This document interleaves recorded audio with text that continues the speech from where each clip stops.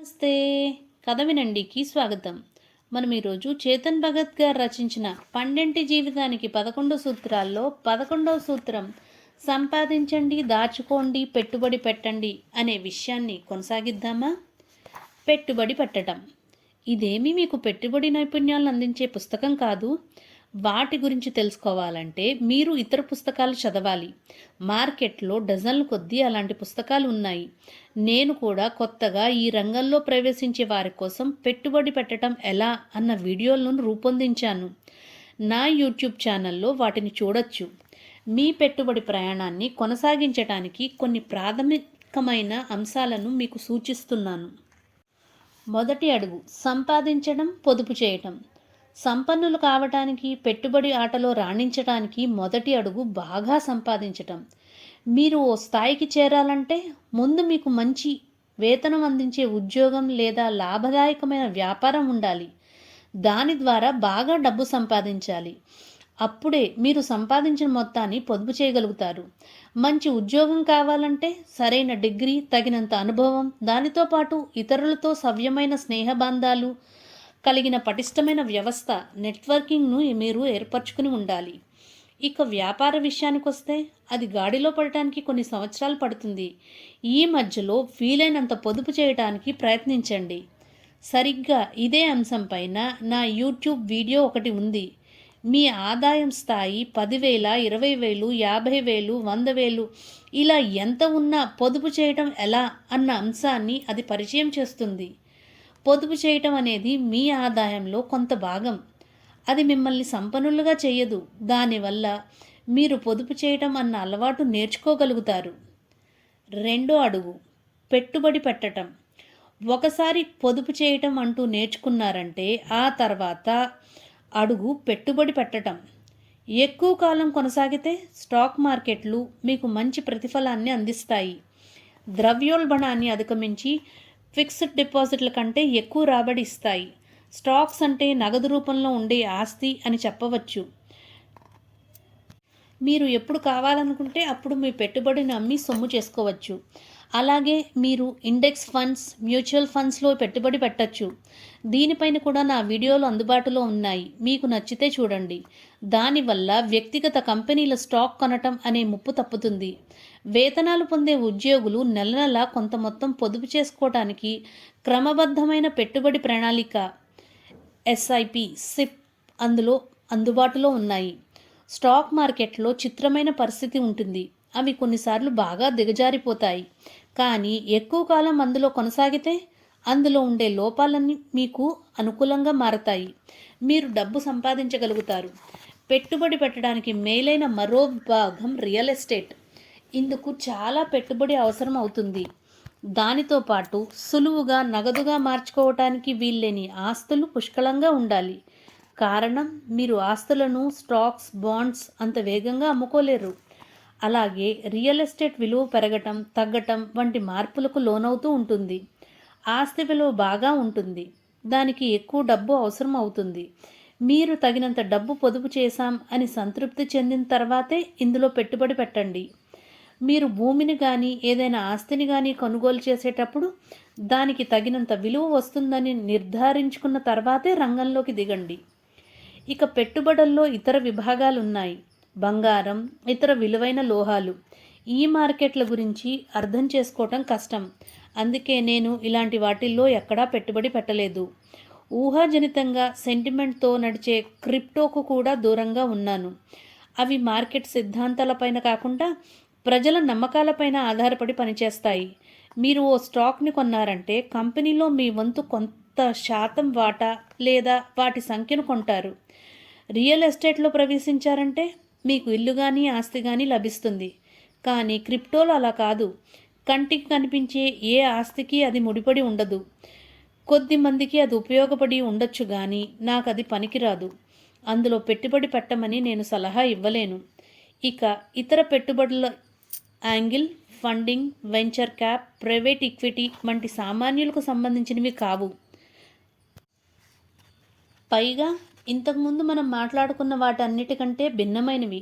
Liquidity తక్కువ, risk ఎక్కువ, కొన్నిసార్లు రాబడి భారీగా ఉంటుంది. విపరీతమైన అనుభవం, పరిణితి లేని పెట్టుబడిదారులకు ఇది సిఫార్సు చేయదగిన అంశం కాదు. పెట్టుబడి పెట్టకపోతే తలెత్తే సమస్యలు. పెట్టుబడి పెట్టడంలో రిస్క్ కొందరికి నచ్చదు. వాళ్ళు బాగా సంపాదిస్తారు, పొదుపు కూడా చేస్తారు, కానీ వాళ్ళ నగదు రూపంలోనూ లేదా ఎఫ్డీలలో పెట్టుబడులు పెడతారు. ఇది భారతీయులు అనుసరించే మార్గం. మన తల్లిదండ్రులు, తాతలకు కూడా ఎఫ్డీలలో పొదుపు చేయడం ఇష్టం. బ్యాంకుల్లో కరెంట్ అకౌంట్లో డబ్బు దాచుకోవడం కంటే ఎఫ్డీలు ఎక్కువ, చాలా మెరుగు. ఎఫ్డీలను లిక్విడ్గా చూస్తారు. అవి కొద్ది మొత్తంలో వడ్డీని అందిస్తాయి. ఈ వడ్డీకి పన్ను చెల్లించవలసి ఉంటుంది.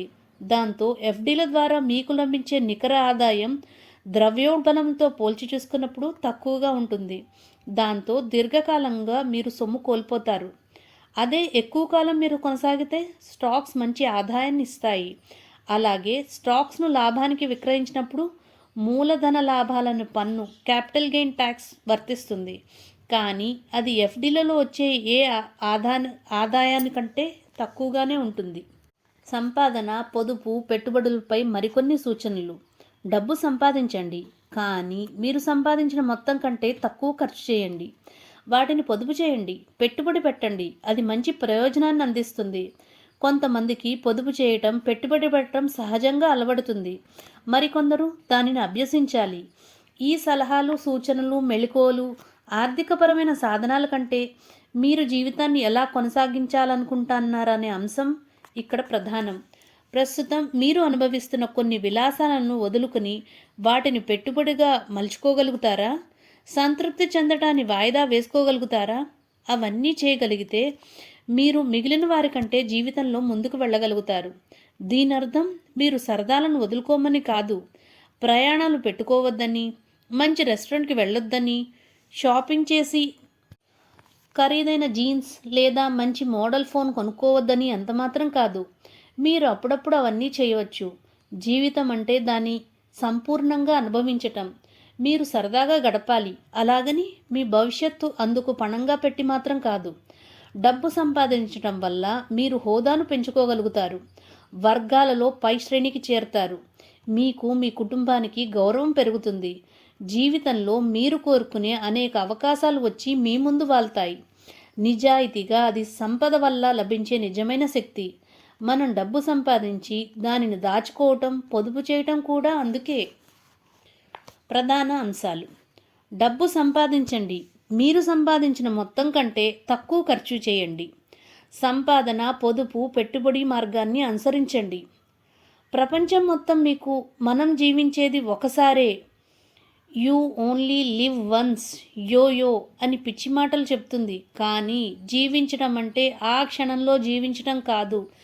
మీరు బతికి ఉన్నంత కాలం సంతోషంగా జీవించటం, అందుకు ప్రణాళికలు రూపొందించుకోవటం.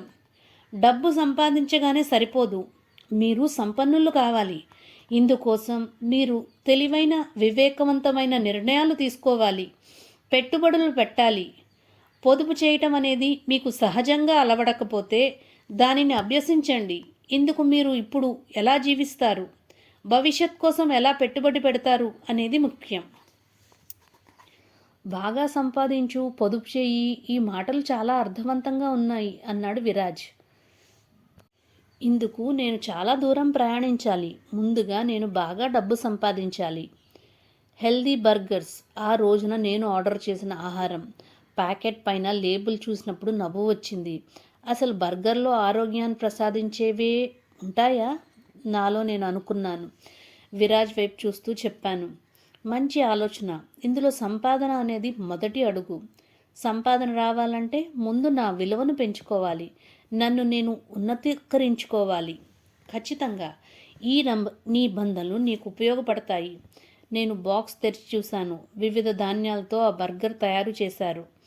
దానిని వేయించలేదు, కాబూలీ శనగలను వేయించారు. చీజ్ కానీ, నూనె, గుడ్డు, పచ్చసొన, వెనిగర్ లేదా నిమ్మరసంతో తయారు చేసే సాస్, మయోనీస్ కూడా అందులో లేదు. మామూలు సాస్తో పోలిస్తే భిన్నంగా అనిపించింది. తర్వాత మూసేశాను. ఇక కలవబోవటం లేదనే విషయం నాకు ఆందోళన కలిగిస్తోంది. రోజు ఆహారం తెస్తూ మిమ్మల్ని కలిసేవాడిని. నాకు అదే అనిపిస్తోంది. కానీ నువ్వు ఎప్పుడైనా రావచ్చు. నేను కూడా అప్పుడప్పుడు ఆహారం తెప్పించుకుంటుంటాను. నేను మిమ్మల్ని కలవలేను, ఆహారం అందించలేను. ఎందుకు? నేను ఈ పని మానేయాలనుకుంటున్నాను అన్నాడు విరాజ్. నేను జీవితానికి సంబంధించిన కొన్ని మార్పులు చేసుకుంటున్నాను. ఆ తర్వాత ఎప్పుడో వచ్చి మిమ్మల్ని కలుస్తాను. అది కూడా సంపూర్ణంగా నన్ను మార్చుకున్న తర్వాత. నిజంగానా? అవును సార్. అది నేను వర్గాల అడ్డుగోడను ఛేదించి పై శ్రేణికి చేరిన తర్వాత, నా ఔకాత్ హోదా పెంచుకున్న తర్వాత ఖచ్చితంగా నువ్వు సాధించగలవు. అప్పుడు నేను మిమ్మల్ని లంచ్కి తీసుకెళ్తాను. డబ్బు నేనే చెల్లిస్తాను నవ్వుతూ చెప్పాడు విరాజ్. అతని కళ్ళల్లో పట్టుదల తాలూకా మెరుపు స్పష్టంగా కనిపిస్తోంది. తప్పకుండా. విరాజ్ పైకి లేచాడు. మేమిద్దరం హత్తుకున్నాం. అతని నా భుజాల మీద అలాగే కొద్దిసేపు తలవాల్చి ఉంచాడు. ధన్యవాదాలు అన్నాడు నన్ను వదులుతూ. అతని కళ్ళల్లో తడి. మిమ్మల్ని తలదించుకునేలా చెయ్యను, నన్ను నేను తగ్గించుకోను. నువ్వు అలా చెయ్యవు అన్నాను నేను అతని కళ్ళల్లోకి చూస్తూ. నీ మీద నాకు నమ్మకం ఉంది. ధన్యవాదాలు. ఆ మాటలు నాకు కొండంత బలాన్ని ఇస్తున్నాయి. విరాజ్ బ్యాగ్ అందుకుని అక్కడి నుంచి కదిలాడు. నా ఆహారం వైపు చూశాను. బర్గర్ నోరూరుస్తూ కనిపించింది. సమాప్తం.